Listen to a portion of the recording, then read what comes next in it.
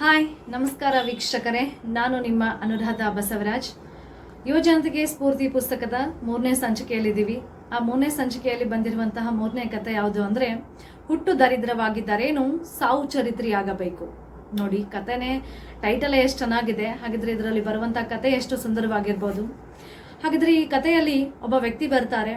ಅವರು ತುಂಬ ಕಡು ಬಡತನದಲ್ಲಿ ಹುಟ್ಟಿರ್ತಾರೆ. ಆ ಒಂದು ಬಡತನದಲ್ಲಿಯೇ ಹುಟ್ಟಿ ಬೆಳೆದು ಕೊನೆಗೆ ಅವರು ಈ ದೇಶ ಕಂಡಂತಹ ಧೀಮಂತ ವ್ಯಕ್ತಿಗಳ ಸಾಲಿನಲ್ಲಿ ಅವರು ಕೂಡ ಒಬ್ಬರಾಗ್ತಾರೆ.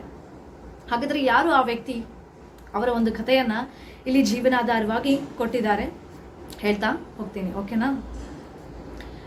ಒಬ್ಳು ಮದುವೆ ಆಗಿರುತ್ತೆ. ಗಂಡ ತಾನು ಮಕ್ಕಳ ಜೊತೆಗೆ ತುಂಬಾ ಸಂತೋಷವಾಗಿ ಇರ್ತಾರೆ. ಕೊನೆಗೆ ಏನಾಗುತ್ತೆ ಅಂದ್ರೆ, ಅವರ ಪತಿ ತೀರ್ಕೊಂಡ್ಬಿಡ್ತಾರೆ. ಈ ಒಂದು ಚಿಕ್ಕ ಮಗುವನ್ನ ಕರ್ಕೊಂಡು ಆ ತಾಯಿ ತುಂಬಾನೇ ಕಷ್ಟದ ಪರಿಸ್ಥಿತಿಯನ್ನ ಅನುಭವಿಸ್ಬೇಕಾಗತ್ತೆ. ಯಾಕಂದ್ರೆ ಅವ್ರಿಗೆ ಊಟ ಮಾಡ್ಲಿಕ್ಕೂ ಊಟ ಇರದೇ ಇರುವಂತಹ ಪರಿಸ್ಥಿತಿ ಆ ತಾಯಿಗೆ ಒದಗುತ್ತೆ.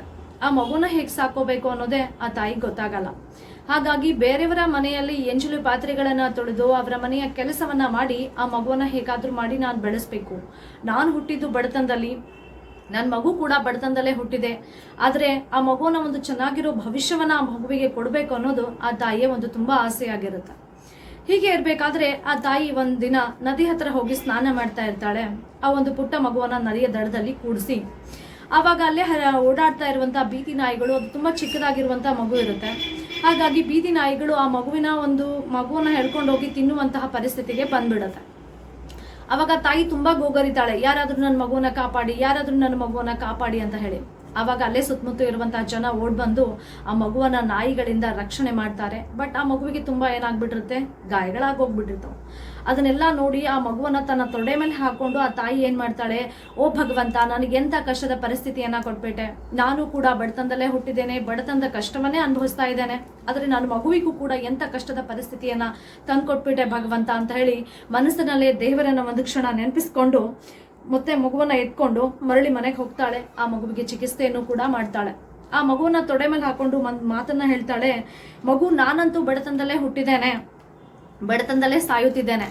ಆದರೆ ನೀನು ಮಾತ್ರ ಹಾಗಾಗಬೇಡ.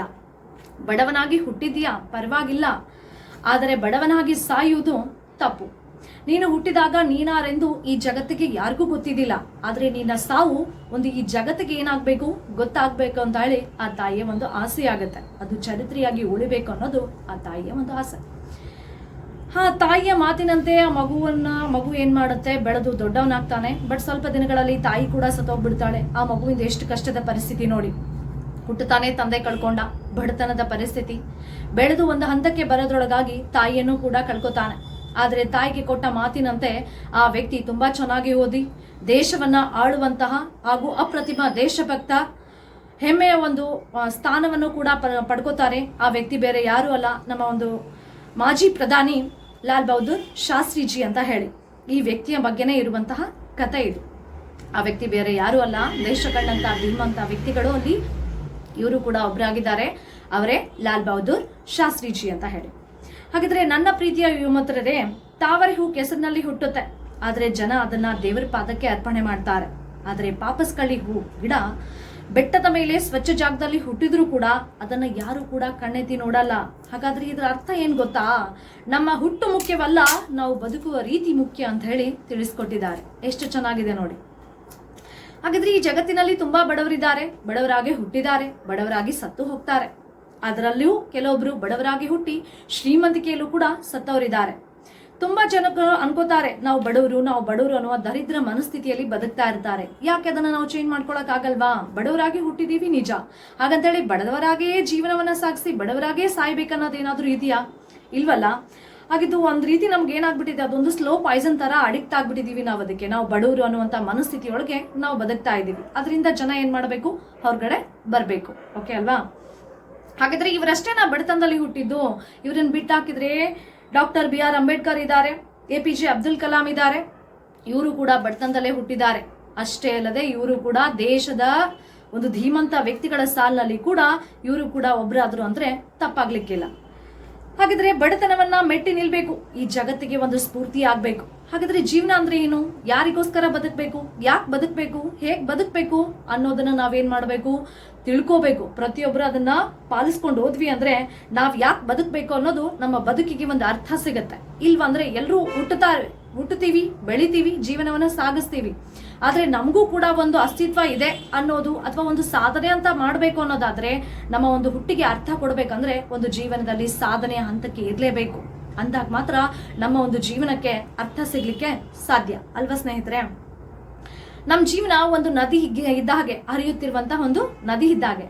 ಹೇಗೆ ನದಿಯಲ್ಲಿ ಏನ್ ಮಾಡ್ತಾ ಇರ್ತೀವಿ ನಾವು, ಸಾಮಾನ್ಯವಾಗಿ ಮೊಸಳೆಗಳಿರ್ತಾವು, ಆಳ ಇರುತ್ತೆ, ಸುಳಿಗಳಿರ್ತಾವು, ದಾಟಲು ತುಂಬಾ ಅಪಾಯವಾಗಿರುವಂತಹ ಪರಿಸ್ಥಿತಿ ಇರುತ್ತೆ.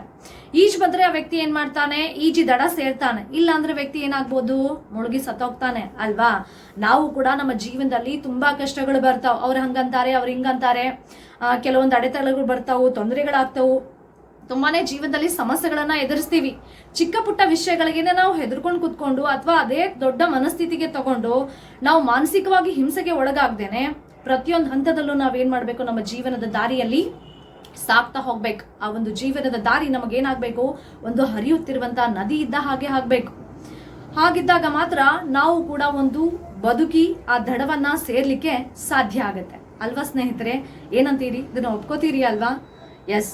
ಹಾಗಾದ್ರೆ ಮನುಷ್ಯ ಮನೆಯಲ್ಲೂ ಜನಿಸ್ತಾನಂತೆ, ಆದ್ರೆ ಮನುಷ್ಯತ್ವ ಅನ್ನೋದು ಕೆಲವರಲ್ಲಿ ಮಾತ್ರ ಜನಿಸಲು ಸಾಧ್ಯ. ನೋಡ್ರಿ ಎಷ್ಟು ಚೆನ್ನಾಗಿ ಕೊಟ್ಟಿದ್ದಾರೆ. ಹಾಗೇನೆ ಜೀವ ನಮ್ಮ ಮಾತನ್ನ ಕೇಳೋದಿಲ್ಲ, ಅದು ಯಾವಾಗ ಬೇಕಾದ್ರೂ ಹಾರಿ ಹೋಗುತ್ತೆ. ಆದ್ರೆ ಜೀವನ ನಮ್ಮ ಮಾತನ್ನ ಕೇಳುತ್ತೆ. ಯಾಕೆ ಗೊತ್ತಾ, ಅದನ್ನ ನಾವು ಹೇಗ್ ಬೇಕಾದ್ರೂ ರೂಪಿಸ್ಕೋಬಹುದು. ಇದನ್ನ ಈ ಕತೆ ಬರೆದಂತಹ ಪುಸ್ತಕದ ಲೇಖಕರು ಬಾಲಚಂದ್ರ ಎಂ ಅವರು ತಿಳಿಸ್ಕೊಟ್ಟಿದ್ದಾರೆ. ನೋಡಿದ್ರಲ್ಲ ವೀಕ್ಷಕರೇ, ಇವತ್ತಿನ 3ನೇ ಸಂಚಿಕೆಯ ಕಥೆಯಾಗಿರುವಂತಹ ಹುಟ್ಟು ದರಿದ್ರವಾಗಿದ್ದರೇನು, ಸಾವು ಚರಿತ್ರೆಯಾಗಬೇಕು ಅನ್ನುವಂತಹ ಒಂದು ಕತೆ. ಇದು ಲಾಲ್ ಬಹದ್ದೂರ್ ಶಾಸ್ತ್ರಿಜಿಯವರ ಜೀವನದ ಆಧಾರಿತವಾಗಿ ಕೊಟ್ಟಿರುವಂತಹ ಒಂದು ಕತೆ. ಮುಂದಿನ ಸಂಚಿಕೆಗಾಗಿ ವೇಟ್ ಮಾಡ್ತಾ ಇರಿ. ಮತ್ತೆ ಹೊಸ ಕಥೆಯೊಂದಿಗೆ ನಿಮ್ ಜೊತೆಗೆ ಬರ್ತಾ ಇದ್ದೀನಿ. ನಮಸ್ಕಾರ.